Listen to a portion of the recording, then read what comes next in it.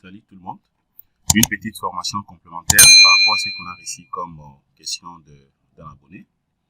Voilà, abonnez-vous massivement sur Jinkunga Tutoriel, likez nos vidéos, commentez. Si vous avez des préoccupations, prières de nous écrire, nous allons intervenir par rapport à toutes vos questions. Voilà. Alors, ce que nous allons faire maintenant, je vais vous montrer donc quel onglet utiliser pour ajouter les épingles d'un étrier au cadre après avoir donc dimensionné un poteau en béton armé sur CPCAD. Voilà, donc c'est ce que nous allons faire tout à l'heure. Puisqu'il y avait une question que un abonné avait posée, donc l'abonné voulait vraiment avoir une précision, comment est-ce qu'il peut ajouter donc d'autres armatures, bien sûr que je peux appeler les armatures de construction, notamment sur les épingles, après avoir dimensionné donc un poteau en béton armé. Voilà, là je suis toujours devant les mêmes projets qu'on avait calculés, je crois, la semaine passée, mais aussi hier, on avait travaillé toujours sur le même projet. Je vous avais montré comment vous pouvez corriger les erreurs de calcul après avoir dimensionné donc les poteaux en béton armé. Et aujourd'hui, je vais vous montrer comment ajouter ou placer le épingle. Voilà. Alors, je peux d'abord entrer sur le poteau en question. L'élément est là, c'est un élément déjà donc chargé. Alors, avant d'évoluer, déjà c'est ce qu'il faut au moins comprendre que lorsque vous êtes en train de dimensionner un poteau, par exemple, en béton armé, et que vous avez déjà calculé l'élément et que le logiciel vous a proposé, par exemple, 6 barres. Hein, prenons par exemple 6 barres de 12.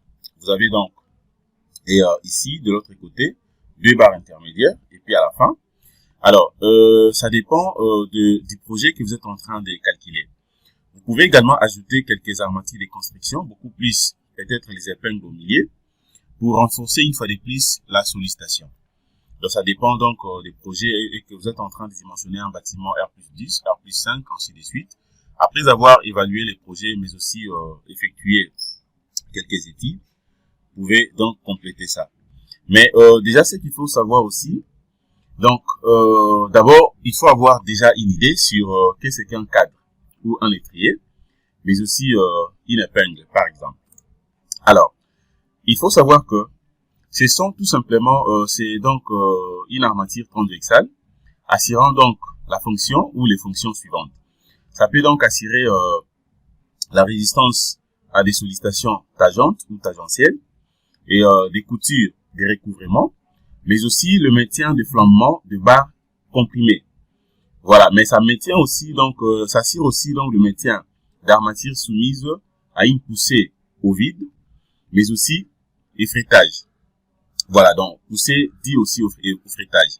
Et donc, maintenant, étant donné que déjà l'élément est là, ça c'est le même poteau qu'on avait donc dimensionné, je vais rentrer tout simplement ici.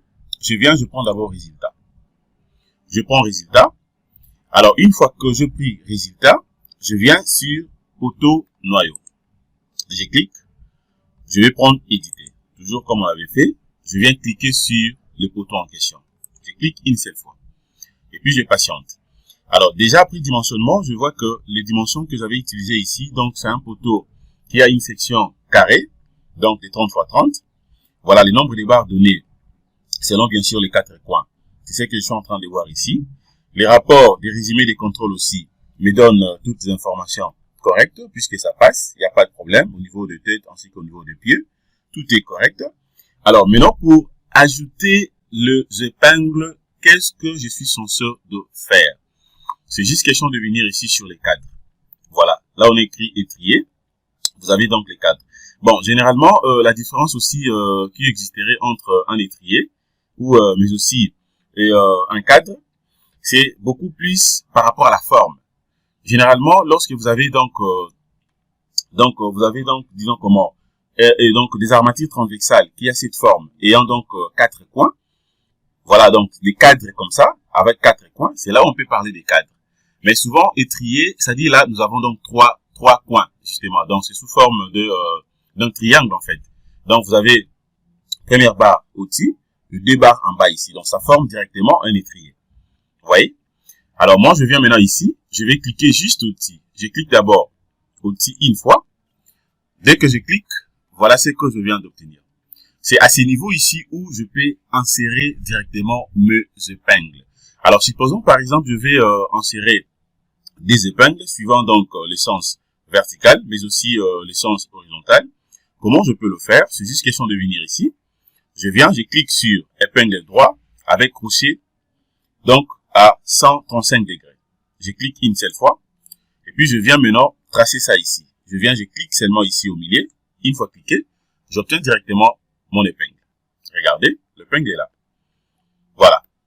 Alors, je peux venir aussi de l'autre côté. Je vais mettre ça ici. Je clique tout simplement au milieu ici. Regardez, donc là, je viens d'obtenir les deux épingles. Donc, c'est très très simple.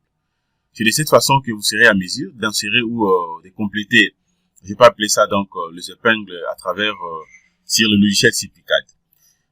Voilà, donc c'est vraiment facile. Alors, ça dépend des modèles d'épingles que vous voulez peut-être avoir, ou carrément je peux aussi changer si je veux. Voilà. Mais si vous voulez aussi travailler avec ce genre d'épingles, je peux prendre ça, je viens, je fais la même chose. Voilà, même au coin là, je peux compléter. Voilà. Donc, c'est ce qu'il faut faire. Voilà. Alors, sans pourtant confirmer, je ferme d'abord. Je reviens encore ici. Voilà, bon. Je peux changer, soit je prends ça. Je clique au milieu ici. Je vais avoir vraiment donc un angle de 180 degrés. De l'autre côté aussi, je fais. Voilà. Et puis, je viens, j'accepte. Une fois accepté, regardez ici, donc je viens de confirmer cette épingle. Je descends, je prends ici.